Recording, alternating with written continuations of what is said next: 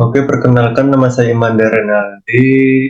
Saya di sini akan melakukan praktikum mengenai tugas dari Bapak Imam Mauludin selaku dosen saya. Nah, di sini saya akan melakukan analisis regresi untuk mengetahui pengaruh antara variabel X1 dan X2 terhadap variabel Y.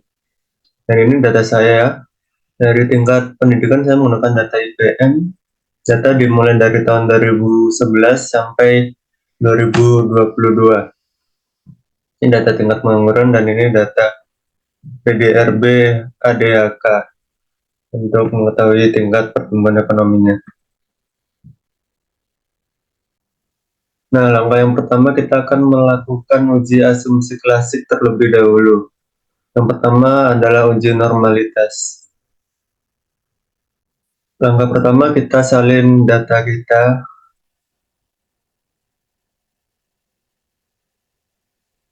salin dari sini.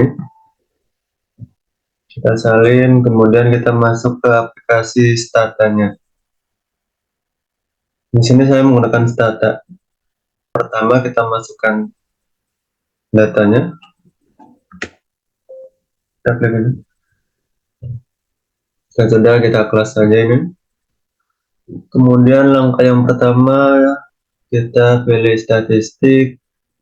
Kita pilih ini. Kita pilih bagian ini. Kita akan melakukan uji normalitas. Kita klik. Kita masukkan semua variabelnya. X1, X2, Y. Klik OK.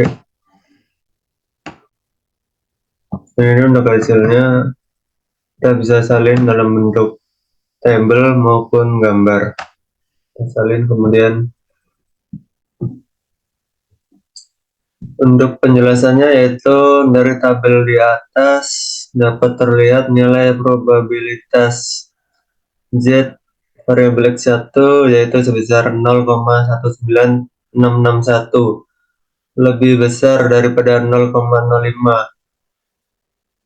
Kemudian nilai prob variabel X2 sebesar 0,37574, lebih besar daripada 0,05, dan nilai probabilitas variabel Y sebesar 0,59712, lebih besar juga daripada 0,5. Dengan demikian, hasil dari uji normalitas tersebut dapat disimpulkan bahwa data berdistribusi normal. Oke, selanjutnya kita akan melakukan uji multikolineritas. Untuk uji multikolineritas, enter. Ini untuk hasilnya.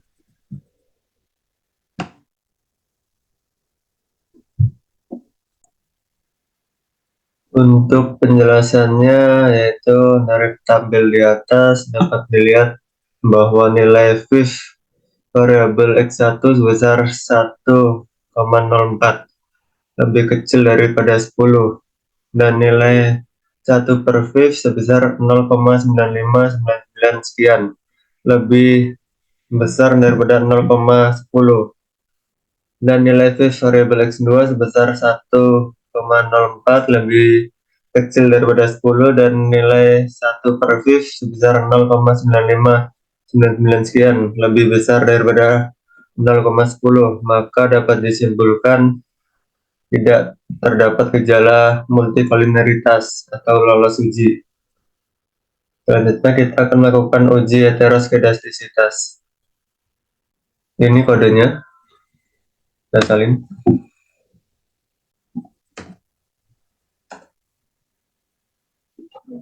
Ini untuk hasilnya ya.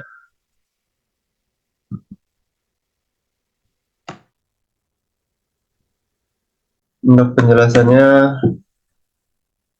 yaitu jika nilai signifikan lebih besar dari 0,5 maka tidak terjadi heteroskedastisitas atau lolos uji. Nah, dapat dilihat dari hasil kita tadi ya, nilai probabilitas C square sebesar 0,84 0,56 lebih besar daripada 0,05, maka dapat disimpulkan tidak terjadi heteroskedastisitas atau lolos uji.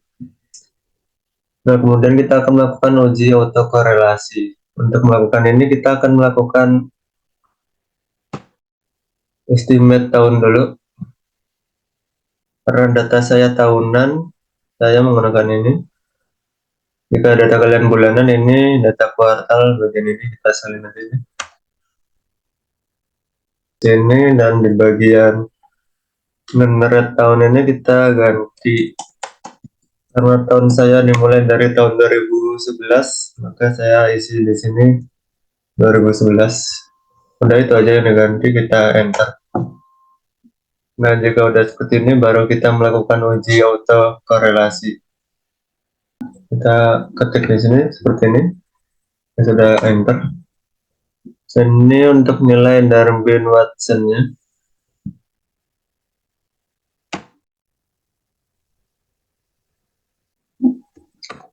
Untuk penjelasannya yaitu jika nilai Darwin-Watson DW berada di antara -2 sampai +2 atau nilai DW lebih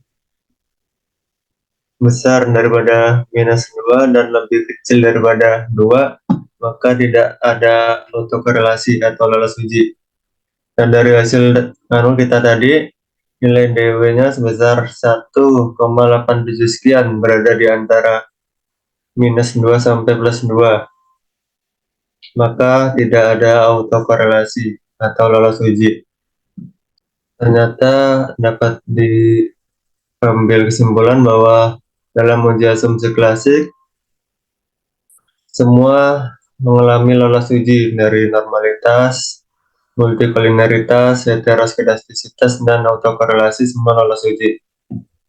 Oke, selanjutnya kita akan melakukan analisis deskriptif untuk menggambarkan data pertumbuhan ekonomi di Kabupaten Lampung Tengah.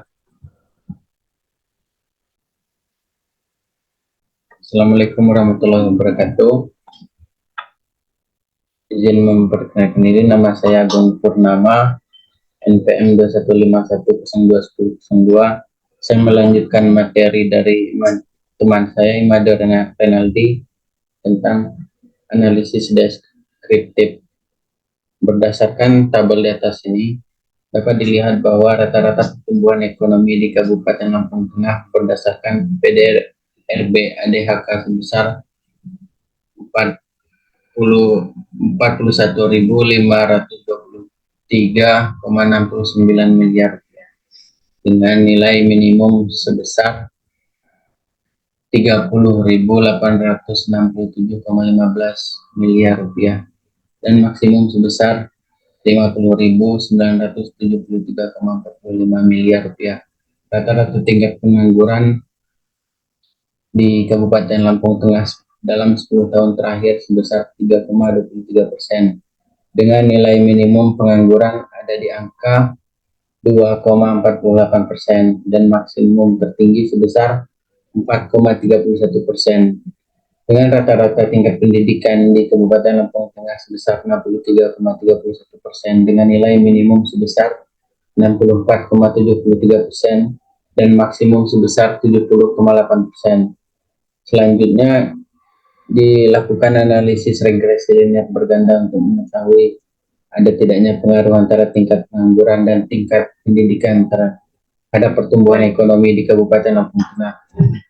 Pertama, kita akan menghitung nilai rata-rata standar deviasi dan korelasi antara variabel-variabel yang ada. Statistik deskriptif dan korelasi. Hasil korelasi dari Y atau pertumbuhan ekonomi dengan X1 atau tingkat pengangguran sebesar 0,2482 yang artinya terdapat suatu hubungan antara X1 dengan Y. Selanjutnya hasil korelasi Y atau terhadap pertumbuhan ekonomi dengan X2 tingkat pendidikan sebesar 0,9936 yang artinya terdapat juga hubungan antara X2 dengan Y. Analisis Dan yang tabel 8 ini adalah hasil analisis regresi linear berganda. Berikut adalah regresi hasil analisis regresi linear berganda untuk mengetahui ada atau tidaknya pengaruh tingkat pengangguran dan tingkat pendidikan terhadap pertumbuhan ekonomi di Lampung Tengah. Berdasarkan tabel di atas, yang diperoleh regresi linear berganda sebagai berikut, yaitu Y sama dengan 100, Y sama dengan min 186.426 ditambah 537,4.186 aksen X1 ditambah 3.311,981 aksen X2. Dan interpretasi hasil secara parsial pada bagian T hitung untuk variabel X1 untuk tingkat pengangguran 1,41 dengan nilai P lebih besar, T lebih besar dari 0,05 yaitu 0,197. Artinya secara parsial X1 atau tingkat pengangguran tidak berpengaruh signifikan terhadap Y atau pertumbuhan ekonomi. Kemudian untuk variabel X2 atau tingkat pendidikan T sama dengan 26,88 dengan nilai P lebih besar dari T lebih kecil dari 0,05 yaitu 0,000. Artinya secara parsial X2 atau tingkat pendidikan berpengaruh signifikan terhadap Y pertumbuhan ekonomi.